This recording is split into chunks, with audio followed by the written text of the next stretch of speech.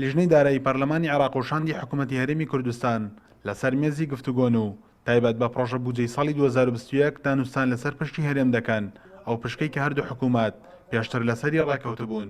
پڕۆژە بودجەی ساڵی 2021 عێراق بە 164 تریلیۆن دینار خەمڵێنراوە. پشتی هەرێم لەو بودجەیە نزیکی 14 تریلیۆنە.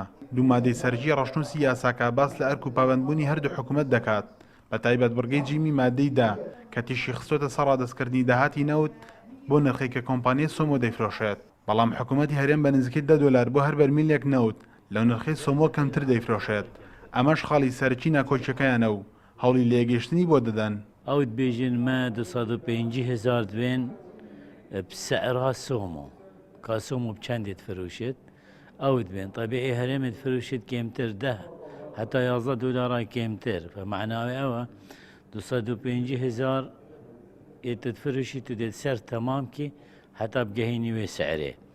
ئەوە کێشەکە چونکە وەزیر نافت بێژێت ئەس کەمیە وەرناگرم و ئەبروکە مدیرە سۆمۆژی ئەو تاکید کرد فأبد بيت اتفاقك بين أبريكا إنه كمل قلوة بدهري ميجي موضوع عمل قلوان مناقشة كر داخو آماده العجز وهذه الأمور بالتأكيد يأثر على بەپێی مادەی 14 دەستور دەبێت هەرێم 150 داهاتی نەوتی و نانەوتیەکانی ڕادەستی حکوومەتی عێراق بکات بەرامبەر بەو پشکی کە لە بودجە بووی دیاری کراوە لە ڕەشنووسی پرۆژە بودجەی 2021 باس لە ڕادەستکردنی 250,000 بەرمیل نەوت ڕۆژانە و تەواوی داهاتە نانەوتیەکان دەکات.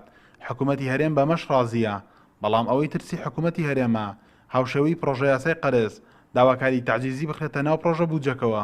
بابەتی قەرزێ دووبارە نەبتەوە حکوومەتە هەرێما کوردستانی ئامادە بوو جێبەجێ بکرد حاجی بۆ هەندێک جێبەجێ بکرد بەڵام ئاشکران گوتین ئەم نەشین جێبەجێ بکەن بابەتێ قەرز تەمیل عەجزە مالی. ئەوە من بۆ ساڵێکە ئەکیژی پێویستە ئەوژێ یعنی جدیتر بن و ئەم وەکو خەڵکی کوردستانی شریکێتی وڵاتینە نابتن بۆ هەموو بابەتێکی ڕەهندەکە سیاسی وەربێت و شەڕێکی سیاسی گەلمە بکەن ئەوە پەیوەسە بقۆت و موچێ خەڵکی کوردستانی. هەوڵەکانی چەندی حکوومەتی هەرێم بۆ ڕێکەوتنی تۆکمەیە لەگەڵ لیژنەی دارایی تاکو ئەو ڕێکەوتنە ڕێگە خۆشکار بێت بۆ پەسەندکردنی پشتی هەرێم لە پەرلەمانی عێراق لە ئەگەری ڕێکنەکەوتنیش هەوڵ دەدرێت شاندێکی باڵاتر لە هەرێمی کوردستانەوە سەردانی بەغدا بکەن بۆ ئەوەی گفتوگۆ لەگەڵ لایەنە سیاسیەکان ئەنجام بدەن. شەڤان جەباری، کوردستان 24 بەغدا.